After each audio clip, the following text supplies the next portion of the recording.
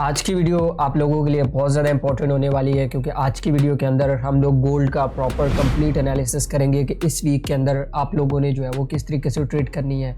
और स्पेशली एक और चीज़ भी है कि अगर एनर्जी सेक्टर के अंदर आप लोगों को बहुत ज़्यादा शॉर्टेज देखने को मिलती है तो उसका गोल्ड के ऊपर क्या इम्पैक्ट आएगा। मेरा बात करने का मकसद ये है कि अगर स्ट्रेट ऑफ हार्मोज काफ़ी दिनों तक बंद रहता है, क्योंकि ऑलरेडी ऑयल की प्राइसेस अगर आप लोग देखें तो वो काफ़ी स्पीडली ऊपर गई हैं और इस चीज़ को लेके हमारी गवर्नमेंट ऑफ पाकिस्तान ने जो है वो रेट को काफ़ी ज़्यादा इंक्रीज़ किया है। तो क्या ये स्ट्रेट ऑफ हार्मोज अगर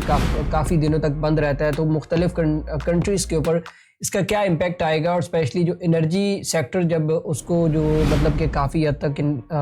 प्राइसेस जो है वो इंक्रीज़ होंगी तो क्या वो प्राइसेस गोल्ड के ऊपर भी इम्पैक्ट होगी या हमारे सेफ हेवन्स के ऊपर भी इम्पैक्ट होंगी। तो इंशाल्लाह इसके ऊपर भी प्रॉपर बात करेंगे। और स्पेशली इस वीक के अंदर जो हमारे पास कंप्लीट एक तरीके से आप ऐसे कहें कि फंडामेंटल इवेंट्स हैं तो उनको भी आप लोगों ने बिल्कुल भी मिस नहीं करना है क्योंकि वो भी काफ़ी ज़्यादा इंपॉर्टेंट रहने वाले हैं। ठीक है, तो देर नहीं करते हैं, अपना एनालिसिस स्टार्ट करते हैं। सबसे पहले हम लोग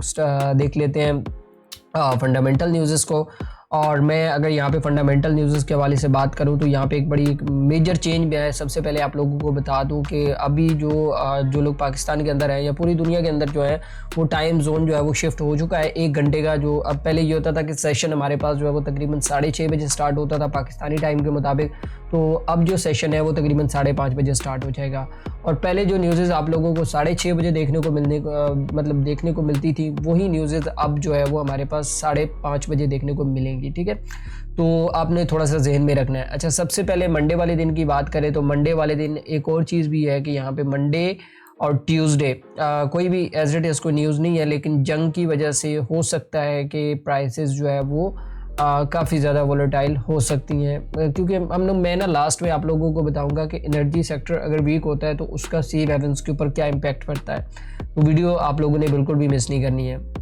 अच्छा, उसके बाद अगर हम लोग बात करें तो बुध वाले दिन हमारे पास बड़ा इंपॉर्टेंट डाटा है CPI कंज्यूमर प्राइस इंडेक्स, आप लोगों को पता है। और यहाँ पे अगर हम लोग डाटा के फोरकास्ट के बाद प्रीवियस डाटा के हवाले से बात करें तो कोई भी इतना मेजर चेंज नहीं था और फोरकास्ट के अंदर भी कोई इतना मेजर चेंज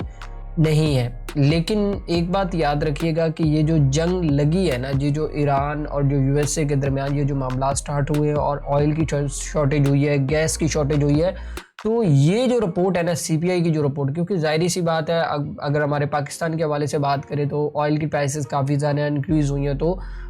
मतलब कि जो महंगाई है वो काफ़ी ज़्यादा बढ़ेगी। तो यहाँ पे ये चीज़ आप लोगों ने जहन में रखनी है कि जो चीज़ें यहाँ पे हो रही हैं वो चीज़ें USA में भी हो रही हैं। और ये रिपोर्ट इस दफ़ा बहुत अहमियत की हामिल है और ये रिपोर्ट अच्छी खासी आप लोगों को इस दफ़ा नेगेटिव देखने को मिल सकती है और डॉलर को एक झटका भी लग सकता है। ठीक है, तो उसके बाद अगर हम लोग बात करें जुमेरात वाले दिन की तो आप लोगों को पता है कि अनएम्प्लॉयमेंट क्लेम का डाटा आता है, तो ये भी काफ़ी ज़्यादा इंपॉर्टेंट रहने वाला है। और इस दफ़ा अगर आप लोग ये देखें तो यहाँ पे ये भी नेगेटिव बता रहे हैं। क्योंकि ये डाटा क्यों नेगेटिव बता रहे हैं कि अगर आप लोग लास्ट टाइम अगर NFP का डाटा चेक करें तो वो मेरे ख्याल में 92,000 जॉब्स का आया था और प्रीवियस डाटा जो था वो मेरे ख्याल में 130 के था। ठीक है, तो अच्छा खासा उसमें एक ह्यूज डिफरेंस है, तो जिसको लेके मैं ये बात कर रहा हूँ कि ये डाटा भी आप लोगों को नेगेटिव देखने को मिल सकता है। ठीक है, उसके बाद अगर हम लोग फ्राइडे वाले दिन की बात करें तो फ्राइडे वाले दिन ना हमारे पास काफ़ी ज़्यादा जो मिड टर्म न्यूज़ हैं वो भी हैं। मतलब हाई इम्पैक्ट नहीं है लेकिन काफ़ी ज़्यादा वॉलेटिलिटी हो सकती है क्योंकि क्लोजिंग डे होता है। क्लोजिंग डे के ऊपर आप लोगों को मोस्टली पता है कि US सेशन के अंदर बहुत बड़ी बड़ी स्पाइक्स लगती हैं और वीकली प्रॉफिट टेकिंग होती है, तो उसके अंदर काफ़ी ज़्यादा आप लोगों को चेंज जो है वो देखने को मिल सकता है। तो फ्राइडे के ऊपर आप लोगों ने जो है वो काफ़ी गौर करना है। एक और चीज़ भी मैं यहाँ पे आप लोगों को बताता चलूँ जो कि हमारे लिए बहुत ज़्यादा इंपॉर्टेंट है कि आप लोगों ने स्पेशली जो न्यूज़ सेक्शन है इसको आप लोगों ने काफ़ी ज़्यादा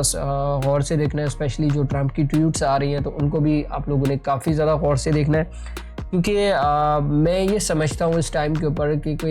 लास्ट टाइम जब ट्रंप से ये बात की गई ऑयल की प्राइसेस के हवाले से तो उन्होंने दो चीज़ें वहाँ पे क्लियर की हैं कि एक तो जंग अभी मज़ीद चल सकती है और इसमें मज़ीद शिद्दत आ सकती है। दूसरा, ऑयल की प्राइसेस को हम जितना देखेंगे कि उसको हम लोग कंट्रोल कर सके, हम लाजमी कंट्रोल करेंगे। ठीक है, तो ये चीज़ें अपने दिमाग में रखिएगा कि इसका जो भी स्टेटमेंट आएगा तो वो स्पेशली अभी सेव हेवन्स के ऊपर भी बहुत ज़्यादा मतलब अभी उस तरीके से अटैक्स पूरी दुनिया के ऊपर नहीं हुए जिस तरीके से फोरकास्ट किए जा रहे थे। लेकिन अगर शिद्दत आती है जंग के अंदर, मतलब कि कोई मतलब बहुत ज़्यादा एटमी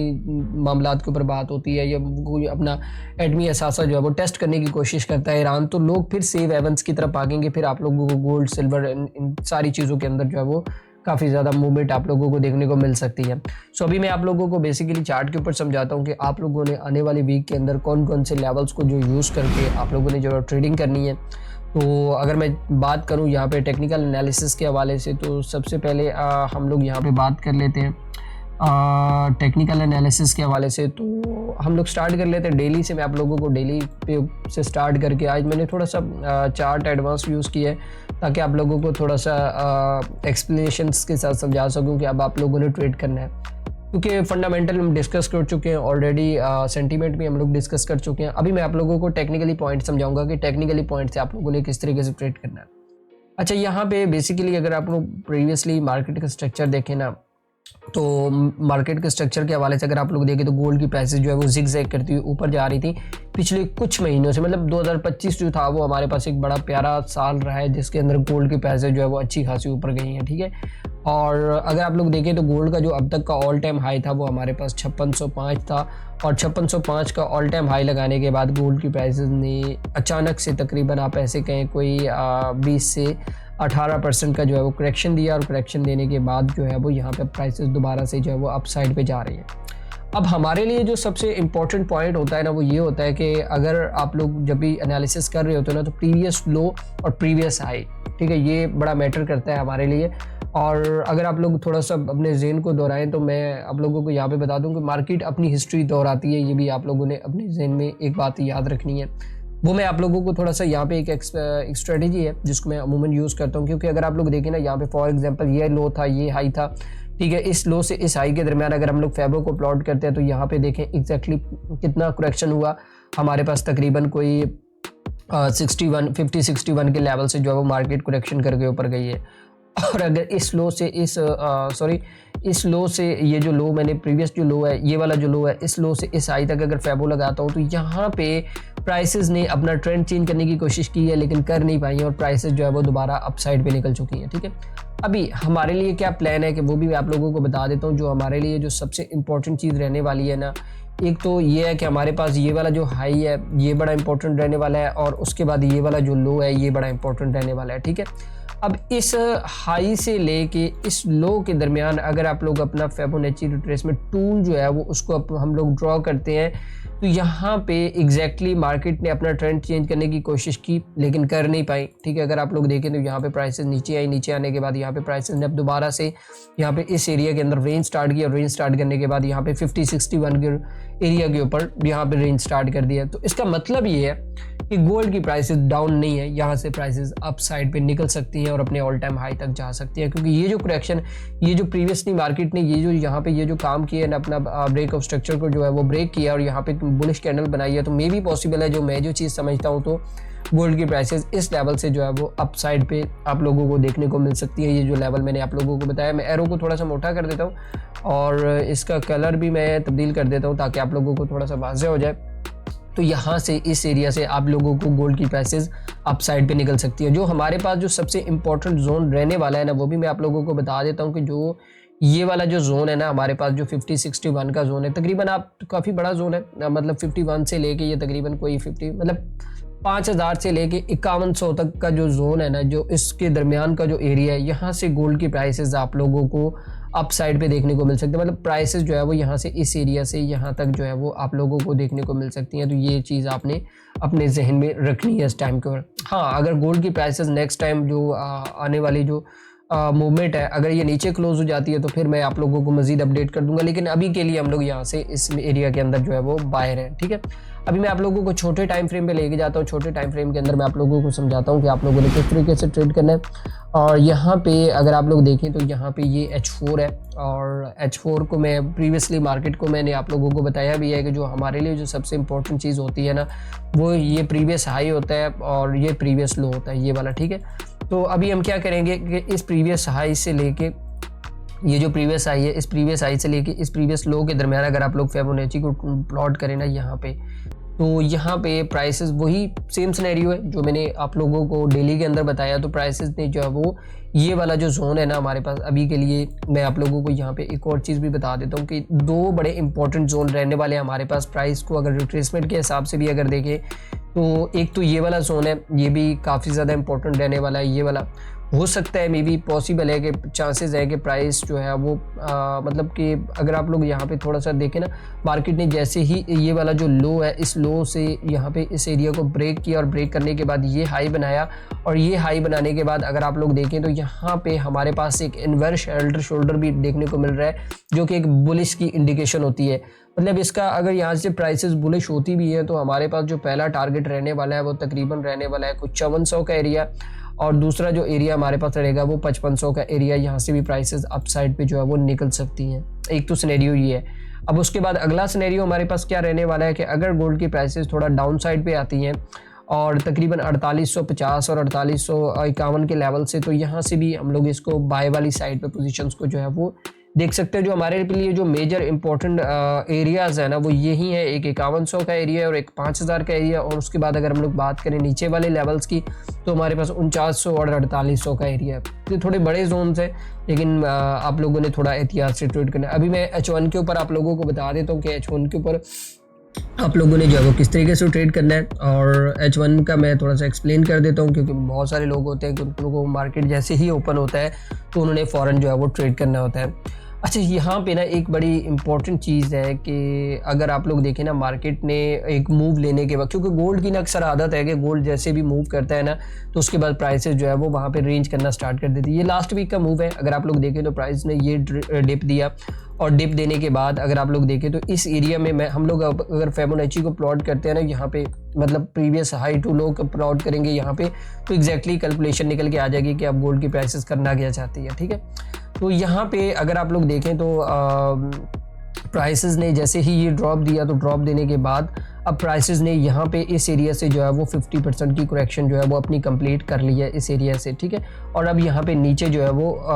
मतलब मूव कर रही है। लेकिन अकॉर्डिंग टू अगर NFP का डाटा हम लोग देखें ना तो काफ़ी ज़्यादा नेगेटिव आता है और इसको जाना चाहिए था ऊपर, लेकिन मे भी पॉसिबल है ये नेक्स्ट वीक में प्राइस यहाँ से ऊपर निकल सकती है। लेकिन सिनेरियो क्या रहने वाला है कि जब तक गोल्ड की प्राइस ये 5061 का लेवल जो हमारे पास तकरीबन 5200 का लेवल है, जब तक यहाँ से प्राइसेस ऊपर नहीं क्लोज हो जाती तब तक प्राइसेस यहाँ पे सस्टेन कुछ इस तरीके से जो है वो यहाँ पे इस एरिया में भी सस्टेन कर सकती है। और यहाँ से ये जो मैंने नीचे का जो लेवल आप लोगों को बताया है ना, ये तकरीबन जो 5100 का लेवल, तो यहाँ से भी प्राइसेस जो है वो मूव कर सकती हैं अप साइड पे। ठीक है, अब दूसरा लेवल हमारे पास क्या है कि अगर हम लोग देखें तो प्राइसेस अगर इसको ब्रेक करती हैं और 5061 के ऊपर निकल जाती हैं, ये जो हमारे पास जो लेवल है तकरीबन आप ऐसे कोई यहाँ पे ब्रेक ऑफ स्ट्रक्चर भी है हमारे पास, तो 5260 के ऊपर प्राइसेस निकलती हैं और यहाँ पे इस एरिया को निकल के यहाँ पे सस्टेन स्टार्ट कर देती हैं, तो फिर चांसेस हैं कि गोल्ड की प्राइसेस यहाँ से इस एरिया से भी अप साइड पे जो है वो निकल सकती है। बेसिकली मैंने जितना सिंपल अल्फाज में आप लोगों को समझाने की कोशिश की है ना, तो कोशिश करें कि आप स्ट्रेटजी को फॉलो करें, क्योंकि मार्केट के अंदर ना 3 तरह के ट्रेंड होते हैं, एक अप ट्रेंड, एक डाउन ट्रेंड और एक साइड में। अब अगर आप इन तीनों ट्रेंडों को समझ गए ना कि यार आप लोगों ने इनको ट्रेड कैसे करना है, तो मेरे ख्याल में आप लोगों को कोई भी मतलब कि ये जो फालतू के इंडिकेटर ये जो चीज़ें आप लोगों को यूज़ करने की ज़रूरत नहीं पड़ेगी। आप जस्ट मार्केट को देखोगे और मार्केट का स्ट्रक्चर देखोगे तो आपको ऑटोमेटिकली समझ आ जाएगी कि गोल्ड की प्राइसेस कहाँ से जो है वो अप साइड पे देखने को मिल सकती हैं। अभी सबसे इंपॉर्टेंट चीज़ मैं आप लोगों के साथ थोड़ा सा डिस्कस कर लेता हूँ कि अगर एनर्जी सेक्टर के अंदर बहुत ज़्यादा शॉर्टेज होती है और प्राइसेस बहुत ज़्यादा इंक्रीज़ होती हैं तो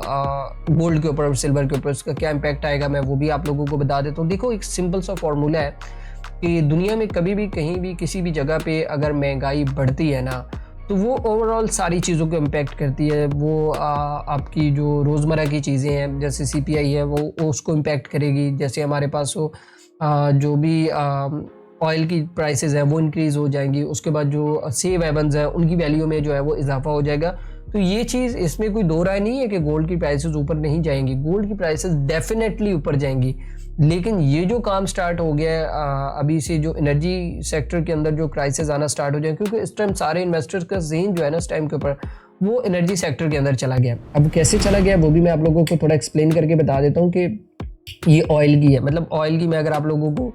डेली की मूवमेंट यहाँ पे थोड़ा सा चेक करवाऊँ ना यहाँ पे, तो ये ऑयल की प्राइसेस हैं और ऑयल की प्राइसेस अगर आप लोग देखें तो ये एनर्जी सेक्टर के अंदर आता है, ठीक है। तो यहाँ पे अगर आप लोग देखें तो ये डेली का चार्ट है और एक दिन के अंदर ऑयल जो है वो 78 से उठा और 91 पे चला गया। ये वही ऑयल है जो मतलब इतनी बड़ी मूव लेने के लिए मतलब मैं कहता हूँ कि यार उसको बड़ा वेट करना पड़ता था, और कोविड के बाद स्पेशली मैंने अब इस दफ़ा इतनी बड़ी मूव जो है वो देखी है। और मे भी पॉसिबल है कि अगर ऑयल की प्राइसेस तकरीबन 100 को क्रॉस करती हैं तो और एनर्जी सेक्टर के वो और भी बड़ा झटका लगने जा रहा है, स्पेशली जिसमें गैस भी है, जिसमें ऑयल भी है, जिसमें हमारे पास और भी काफ़ी ज़्यादा चीज़ें नेचुरली मतलब कि वो कुछ इंस्ट्रूमेंट है जो चाइना यूज़ करता है अपनी इलेक्ट्रिसिटी के अंदर, तो उसके ऊपर भी काफ़ी ज़्यादा प्राइसेस जो है वो इंक्रीज़ हो सकती हैं। और अगर ये सारी चीज़ें होती हैं तो एक बात अपने जहन में रख लीजिएगा कि दुनिया सेफ हेवन्स की तरफ लाजमी जाएगी, करेंसीज की तरफ नहीं जाएगी। और गोल्ड की प्राइसेस और सिल्वर की प्राइसेस शॉर्ट सी बात है कि ये लोग अब लेके जाएंगे, आज लेके जाएं कल लेके जाएं, लेकिन अब लाजमी लेके जाएंगे। तो आई होप सो आप लोगों को टेक्निकल एनालिसिस समझ आ गया होगा कि आप लोगों ने जो है वो किस तरीके से ट्रेड करना है। तो बाकी थोड़ा सा मेरी आप लोगों से एक और भी रिक्वेस्ट है कि आप लोग जो वीडियो को जो है वो लाजमी लाइक भी किया करें, शेयर भी किया करें और अपने दोस्तों तक भी पहुंचाया करें ताकि उनको भी ज़्यादा से ज़्यादा फ़ायदा हो। और प्रॉपर हम लोगों ने जिन लोगों का गोल्ड का बहुत ज़्यादा लॉस हो चुका है तो उसके लिए हम लोगों ने प्रॉपर एक कम्युनिटी बनाई हुई है, तो आप उस कम्युनिटी को जो है वो ज्वाइन कर सकते हैं। और वहाँ पे मैं डेली बेस के ऊपर सिग्नल्स भी देता हूँ, और जिन लोगों का बहुत ज़्यादा लॉस हो चुका है तो वहाँ पे मैं बताता हूँ कि किस तरीके से आप लोगों ने अपना लॉस जो है वो रिकवर करना है। आई होप सो आप लोगों को एनालिसिस समझ आ गया होगा, लेकिन कोशिश करें इन जंग के दिनों के अंदर ट्रेडिंग से थोड़ा सा अवॉइड करें, ठीक है। तो बाकी इंशाल्लाह मिलते हैं नेक्स्ट वीडियो के अंदर। दुआ में याद रखिएगा। अल्लाह हाफिज़।